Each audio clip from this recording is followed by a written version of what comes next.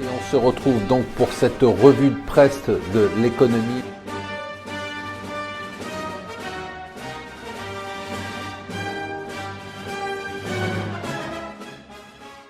Bonjour et bienvenue sur Mon Financier pour le Morning Zapping du jour. Nous sommes le 18 juillet, sympa le 18 juillet, c'est une bonne période.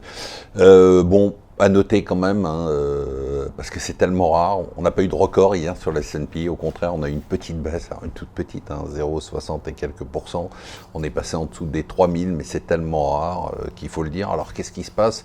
Il y a toujours autant d'argent dans le système, vous inquiétez pas, ça les banques centrales vont en donner, ça permet d'éviter des chutes, mais les résultats des entreprises sont moyennes. Il faut dire quand même que l'économie mondiale ralentit, qu'on a la guerre commerciale qui commence à produire ses effets, que la Chine ralentit, que ça aura un impact. Donc on verra comment ça va se jouer, c'est-à-dire que d'un côté on va avoir des résultats un peu décevants, pas trop décevants mais un peu décevants, mais c'est une tendance générale qui va continuer, et puis de l'autre cet amas de pognon qui continue à se déverser sur les marchés, qui pour l'instant facilite la hausse, donc il y a un juste équilibre à trouver. Pour l'instant cet équilibre est plutôt très haut. La claque du jour, c'est Netflix qui a perdu des abonnés aux États-Unis, qui a aussi conquis beaucoup moins d'abonnés à l'international. Netflix qui nous dit, vous inquiétez pas, le deuxième trimestre est toujours très mauvais. Par contre là, on a eu la nouvelle saison de Stranger Things, Orange is the New Black, de The Crown. Donc vous inquiétez pas, on fera nos objectifs sur la fin de l'année. Les investisseurs sont quand même inquiets, puisqu'ils ont vendu le titre après séance lors de la publication des résultats, après la publication des résultats, et que le titre a perdu hors séance 13%. La femme du jour, c'est Margrethe Vestager, c'est la commissaire européenne à la concurrence. Elle termine bientôt son mandat de 5 ans pour entrer à la Commission européenne. Et je peux vous dire que les grands groupes américains sont très contents qu'elle s'en aille. Elle finit ça le 1er novembre. Avant de partir, elle voulait s'attaquer à Amazon, et donc elle lance une grande enquête sur l'utilisation par Amazon des données des marchands qui sont sur sa plateforme, sur sa place de marché. Encore Elon Musk. Alors Elon Musk, il vend des voitures électriques, il envoie des fusées, le même mec, il envoie des fusées dans l'espace. Et puis là, il veut nous connecter, mettre des implants dans notre cerveau pour nous permettre de nous connecter avec l'intelligence artificielle, des robots et des ordinateurs. Sa boîte s'appelle Neuralink, et ils vont faire les premiers tests sur humains avant la fin de l'année. Alors, le Tour de France en ce moment, et sa bataille dure, il a passé il y a quelques jours le numéro 3, et puis hier il a passé le numéro 2, il pourra bientôt être maillot jaune peut-être.